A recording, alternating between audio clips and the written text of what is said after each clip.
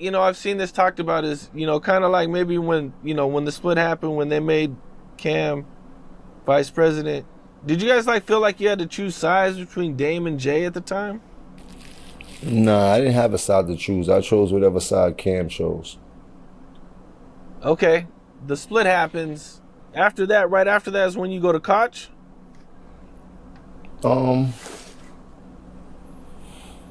Yeah, somewhere around there, something like that. Or maybe a little bit before that.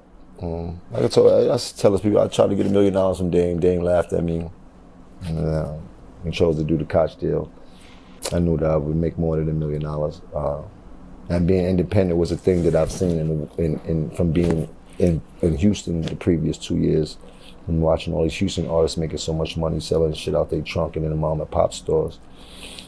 Had the same attitude, like it wouldn't matter where these kids get the records from, long as it's on, long as they see the Diplomat bird on it. They wouldn't give a if it's Def Jam, Atlantic, mom and pop. They just want to see what the bird is about. How many people turned you down at that time? As far as what? As far as giving you a deal? Nobody. Nobody, okay. Cam was turning down deals for the Diplomats at that time that I had no idea about, but yeah, there was a lot of deals being offered to them for Diplomats. Was there a reason why you guys chose not to sign a deal like that? As far as what, for myself or for Diplomats? For both, or the group. My deal was separate. I wasn't signed to Diplomats at all. I'm not a Diplomat artist. Juelz is a Diplomat artist. He was signed to Cam. Cam was the owner of Diplomat Records. Okay. Did you eventually go to Koch? Yeah, go to Koch under the same premise of Diplomats, with Diplomat Bird, Diplomat Records, but I'm my own entity. Now, I thought I seen this a while ago, man. Did Cam'ron ever sue you about using the Diplomats logo? He couldn't sue me about using the Diplomat logo. I mean, he had took the trademark for the Bird Gang logo. I mean, at that time, me moving fast was all about making money. Smart as I was, there's a few things that I skipped over without, crossing my T's and dotting my I's. And trademarking logos and names was something I wasn't really thinking about, especially for somebody else that I know would do it instead of put me onto it. But I have to leave it here nor there. Okay. Well, Ballin' drops, or We Fly High drops. I think mostly everybody calls it Ballin', but and this thing goes crazy. Ballin' was dope. Ballin' is my Michael Jackson hit. What was the process of putting the song together? A Ballin'? Yeah. I don't even remember that shit. I forgot what studio it was at. I think it was a Sony studio or some shit. Had this record. Remember, the Franchise Boys was on the record, but my label needed a single. They had my back against the wall. They wanted to use this Khaled single called Reppin' Time. I didn't want to use it at the time. Still stuck in my New York ways. So I ended up taking them off in the studio, looking at the Puffy and Nelly shit. They forgot what the shit where they singing, the girl was singing the hook and the guy was singing the hook. I'm like, I gotta do a record, something like that. End up catching the hook, end up telling my man, call his baby moms down to do the second half of the hook. That's how it was done. I seen somewhere that Tupac was an ad-lib on the song, or? No, Tupac, I got Tupac is the one who inspired me to do ad-libs the way I do. If you listen to any of Tupac music, his ad-libs are super duper dope. The split happens. After that, right after that is when you go to Koch?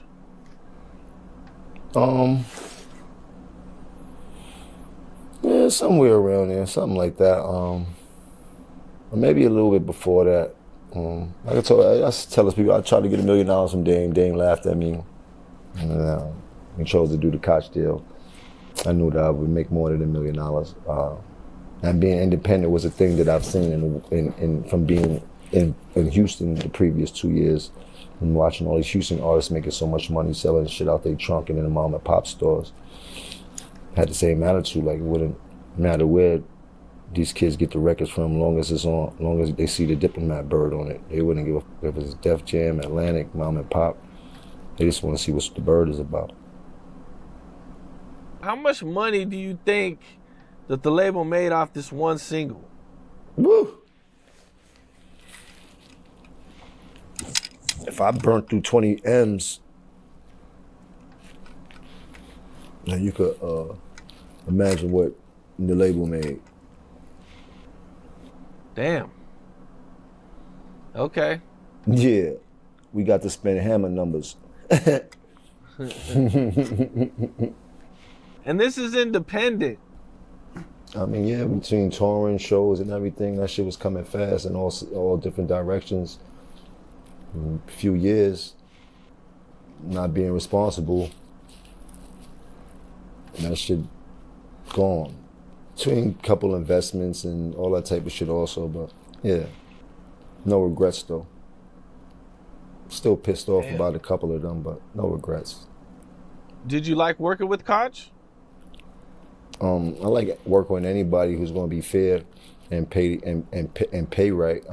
I never received $1 from Koch besides advance money, and I ended up finding out that I was in a crazy deal with me being so young and moving so fast that it didn't sink into me at the time that I need to pay more attention to the actual business that I'm doing instead of worrying about being the artist that I wanted to become. But I need to become that artist so I could get the business. And right now I'm trying to figure out the matrix of how I could get all my masters back and all that. But See, okay, so even though you were signed as an independent artist, you still didn't get your masters. That's crazy. Yeah, because I wasn't signed as an independent artist. That was the whole thing. We thought we were signing as indie. It's just that Koch was an independent record label, meaning they were a real record label.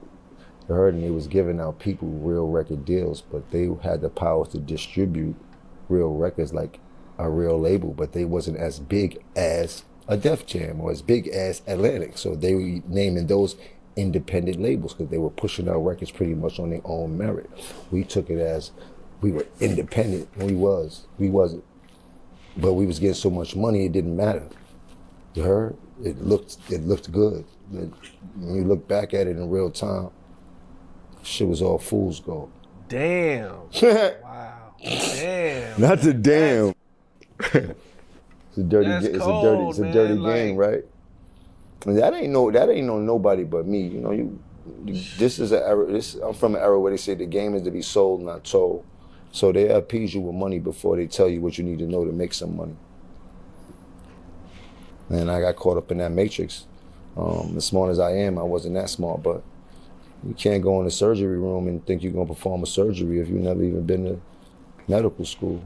You know what I mean? So besides us being artists and talented, us being smart had nothing to do with not knowing the business that we knew nothing about. And at that point, people take full advantage of you because that was where the game was at that time. And they still do it now and shit like that. But artists have figured out the loop to really be independent. So it's a little bit harder for a lot of these labels to take as much advantage as they once did and back in the day. Nobody gave you a heads up? You had all these friends in the industry and everything, and nobody was like, let me look over your contract. I'm not one to talk about my business. You sign a contract, it's not, you ain't gonna be running around talking. I'm not thinking about it. I'm just thinking about the money I was making at that time. I'm getting money. I'm getting advances. I'm getting money. I signed a dope contract. I thought it was a dope contract. Yeah, I wish people that was in my corner would let me know exactly what we was doing, but that's a whole nother story. I ain't want to talk about that shit. I made it through the storm. You heard? And at that time when I signed that contract, I was content with signing that contract because I knew what I needed to do to keep going forward.